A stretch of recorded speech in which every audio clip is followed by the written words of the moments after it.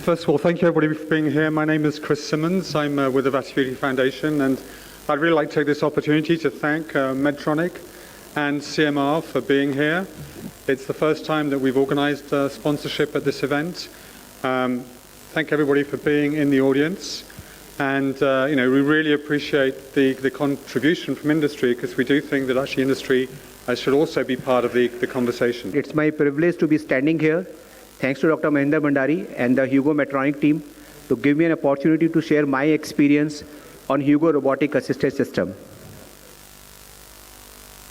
So I started my robotic journey in 2013, and in last 10 years till 2023, I have performed about 350 cases. And as in any robotic urology program, the majority of the robotic surgeries are uro-oncology, that is prostate, cystectomy, partial nephrectomies, and urinary reconstructive surgeries. And what we gain after doing these things, we got the confidence on this technology, we crossed the learning curve, and we have a physical memory and the mental memory like we have in a car. So we have a memory like this is the way we have to shift the gear, so this is we have to clutch it. The 10-year is the end of a Da Vinci robot. After 10 years, they do not provide the support to run the robotic program. So the question arises, now what? And to answer this question, we have to first think about what are the opportunities which we have, what are the other robots available in the market. There are a lot of robots at that time which are in their infancy phase or have been already developed. And taking those options into consideration, we also have to consider what things we are not finding favorable for Da Vinci. So one of the most prominent things which we found not good for the Da Vinci is the cost in a developing country like India to have a closed console, because majority of the institute who have a robot in India have some residents and the training facilities. Affording the second console have some financial implications. So closed console become too much exclusive. So taking these criterias also, and we should be never stopping phenomena, we should be explore the other options available in the market. With this mindset, we decided to go for Hugo robotic assisted system. And the idea to have this system is to break the monopoly of one existing soft tissue robotic system, to introduce some variation in the market, to become more cost effective, because the initial capex which need to be invested by the hospital is substantially less as compared to the Da Vinci system at that moment of time. We need a competition, because we as a surgeon also want to create a competitive atmosphere which will ultimately leads to the decrease in the cost. And Medtronic is among the top medical devices companies. So you can rely on something who has an already name established in the devices company arena.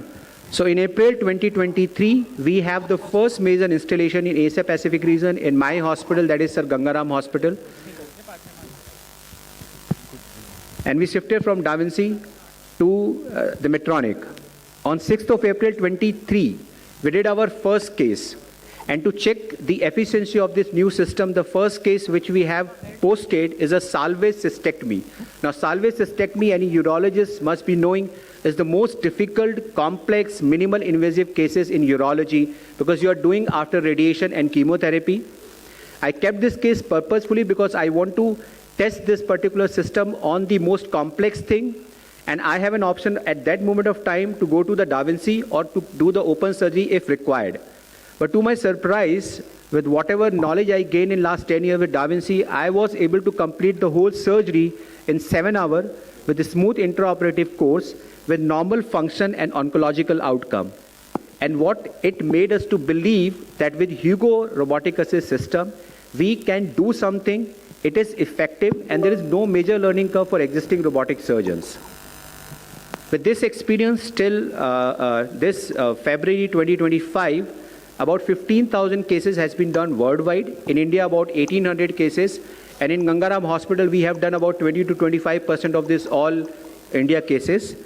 And my personal experience is about 163 cases, including all type of cases, starting from prostate to robotic cystectomies, partial nephrectomies, pyeloplasty. Out of these 29, 4 are pediatric patients, ureteric reconstruction of various types. In this particular week, I did a buccal mucosa ureteroplasty to repair the ureter by using a buccal mucosa, and a young Monty ileal ureter for ureteric reconstruction.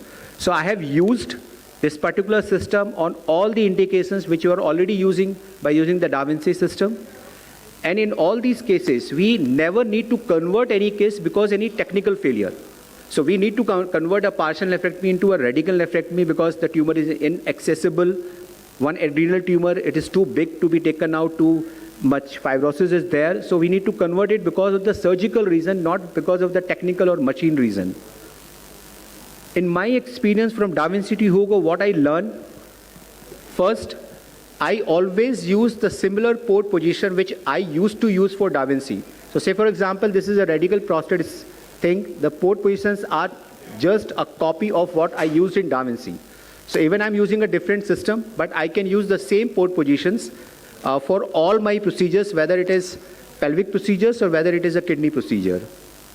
I compared, this is an unofficial comparison which not been published, last 30 cases of radical prostate done on Da Vinci with the first 30 cases done on Hugo robotic assisted system, and the operating time a little bit on a higher side, but the cost is minimally less as compared to the Da Vinci, even though the price of dollar has increased, because the price of dollar always affect the cost implication in India. And we are able to generate all the functional and the oncological outcome which we are used to have with the Da Vinci, and all 60 patients are continent within the maximum 3 months of follow-up in various type of scenario, whether it is a localized, locally advanced cancer prostate. Robotic radical cystectomy, I did consecutively about more than 100 plus robotic radical cystectomies with intracorporeal conduit. And I compared the last 20 cases which I did with Da Vinci to the first 20 cases which I did on Hugo robotic assist system. Except the timing, all the surgical and the post-operative parameters are equivalent. And we are able to have a comprehensive cancer control and a functional stoma in all of the patients. In partial nephrectomies, I compared 25 partial nephrectomies of Hugo with the 25 of Da Vinci. In this particular video, this is one of the most difficult partial nephrectomies, intrahilar tumor, 2 arteries, on the right side, a renal vein which is branching soon after getting away from the IVC. And in this particular cases, I am able to achieve the tumor excision and the rhinorrhaphy in a very nicer way as I used to do with the Da Vinci. And again, the cost is one of the factors. It is not significant, but it is less than as compared to the Da Vinci. And one of the point what I want to highlight also, that all the partial nephrectomies I did, which has more than 150, I did with 3-arm setup, whether it is a Da Vinci or a Hugo Medtronic. I used only 1 camera and 2 arm. I never used the 3rd arm for my partial nephrectomies. Regarding the Hugo system, it has independent arms. They are multi-modular arms. They have a setup guide. So once you dock the arm to the patient, you can measure the angle in relation to the patient lie. You can measure the height. You can measure the docking angles so that you can replicate each and every docking in the other patient which you have learned in the first patient. One of the things which is very good with the Hugo, because I'm a Da Vinci surgeon, is the foot pedal configuration. It is similar.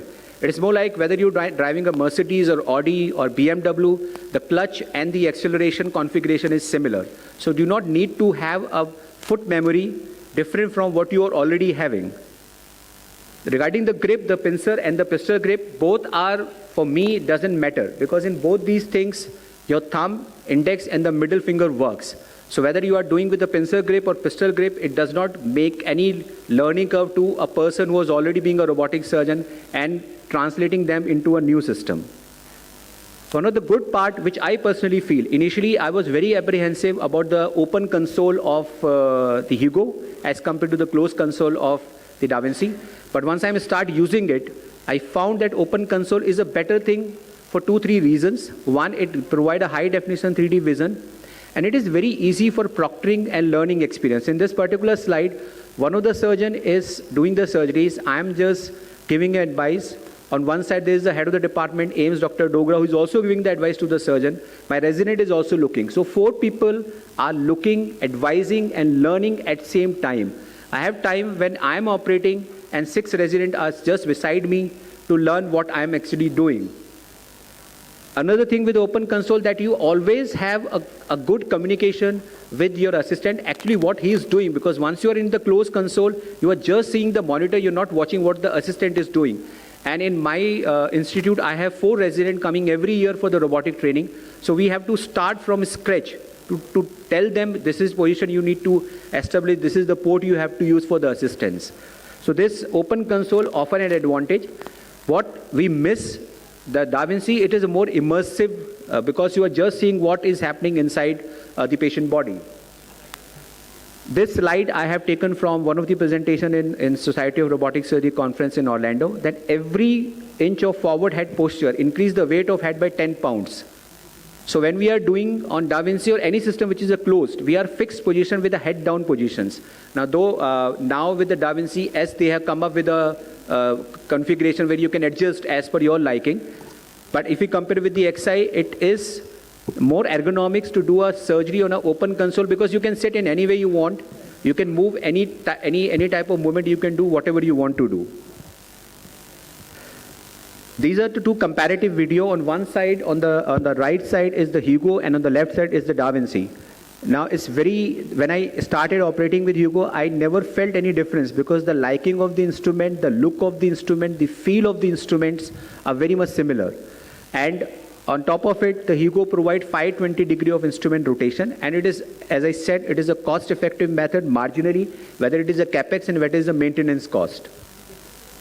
We compare in the first 10 cases of robotic radical prostatectomy the docking time, which obviously will be on a higher side because this is a new system.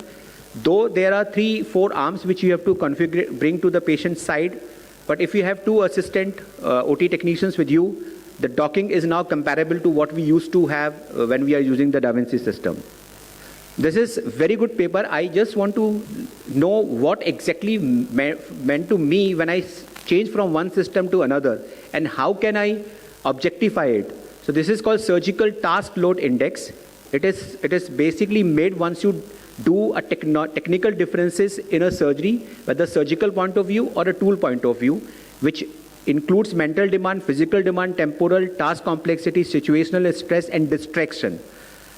Now, I compared my own experience every 10th case. I scored the surgical task load index in a very rough layman language, how much stressed I am because of this new system. And it started with more than 50 and is now reached to less than 10, which is an acceptable range.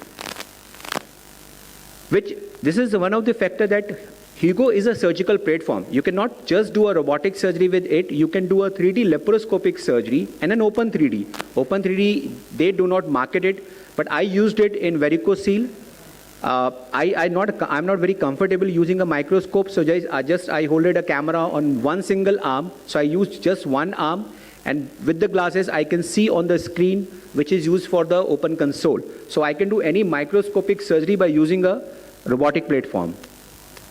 One of the very big thing which I found with the Hugo thing is it is a comprehensive surgical tool. Now, when we say comprehensive, the surgery does not stop when we did the surgery. This is the time of data. We have a whole session on data. So how to preserve my data? I remember my days with Da Vinci, my first 50 cases recorded on a hard disk. Hard disk get corrupted and it feel as if I was raped because there is nothing which I can show to the world now. But in this touch surgery app, this is an integrated digital and AI in robotics. What it exactly means, that is a very simple device which is connected to a mobile portal. You can start and stop it. It normal time record the video, and at the same time, within minutes, it stored all the videos on a cloud, which you can access just after finishing the surgery.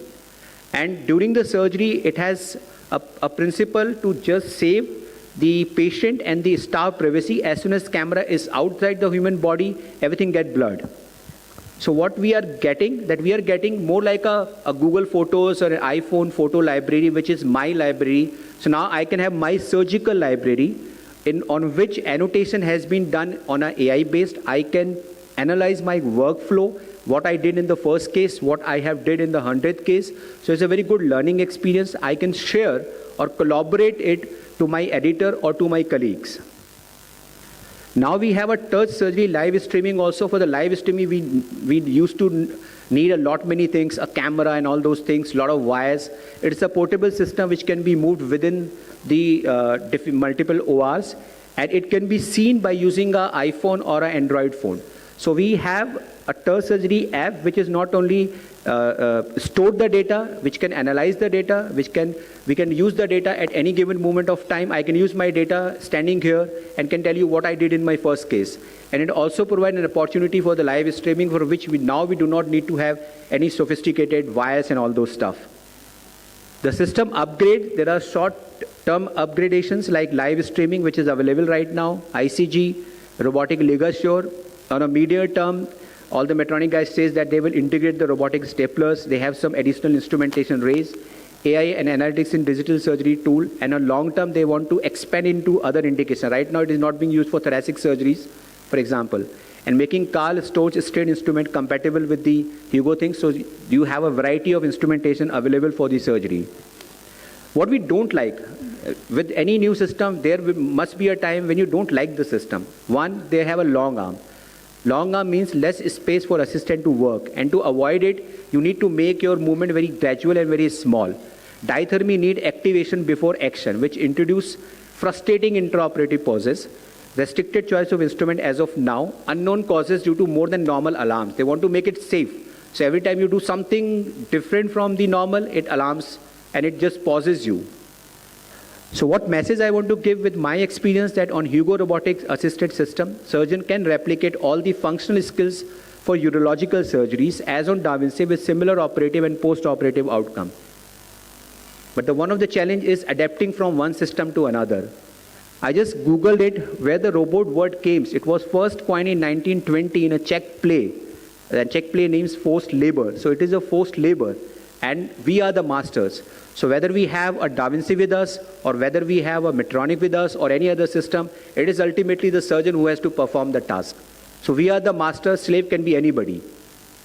And with that, I take greetings from Sir Gangaram Hospital, one of the most prominent trust hospital with a no loss, no profit method, with 650 bedded and providing state-of-art technology to the needy persons. Thank you.